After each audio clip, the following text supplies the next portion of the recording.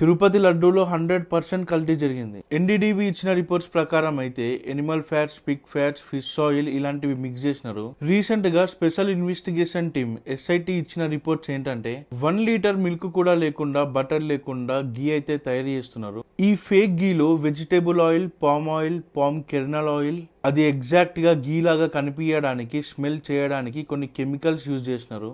Monoglycerides and acetic acid esters ని వాడినారు.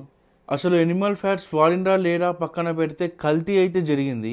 కలియుగ దైవమైన శ్రీ వెంకటేశ్వర స్వామి పవిత్రమైన లడ్డూని కల్తీ చేసిండ్రంటే అది నార్మల్ మాట కాదు. ప్రతి ఒక్క హిందూ దీన్ని తీవ్రంగా ఖండించాలి, ప్రశ్నించాలి. Every Hindu has to take a responsibility for it. ఇంత పెద్ద అపరాధాన్ని ఒక టాపిక్ లెక్క చూస్తున్నారు కానీ ఎవ్వరు పర్సనల్ గా తీసుకోవట్లేరు. ఇలాంటిది ఏదైనా ఇస్లామిక్ మతానికి గాని, క్రిస్టియానిటీ మతానికి గాని జరిగితే ఇలా ఉండేది కాదు. ఒక తప్పు జరిగితే అది తప్పని చెప్పి ప్రశ్నించాలి. తప్పు చేసిన వాళ్ళు ఎంత పెద్దవాళ్ళైనా సరే, అది మన అధికారం. ఇక్కడ జరిగింది కేవలం తప్పు కాదు, ఒక ఘోరమైన పాపం. ఎవరెవరైతే ఇన్వాల్వ్ అయినారో ఖచ్చితంగా వాళ్ళని దైవమే శిక్షిస్తుంది. ఒకసారి ఒక వ్యక్తి 7 కొండలు లేవు, 10 కొండలు లేవు, ఉన్నవి 2 కొండలు తిరుమలకి, మిగతా కొండలపైన చర్చిలు వేరే మతాలకు ఇయ్యాలి అని జీవో తీసుకొచ్చిండు. ఆ వ్యక్తి దారుణంగా ఎయిర్ క్రాష్ లో చనిపోయిండు. వెంకటేశ్వర స్వామితో, దైవంతో పెట్టుకున్న వారెవరు బ్రతికి బట్ట కట్టలేరు.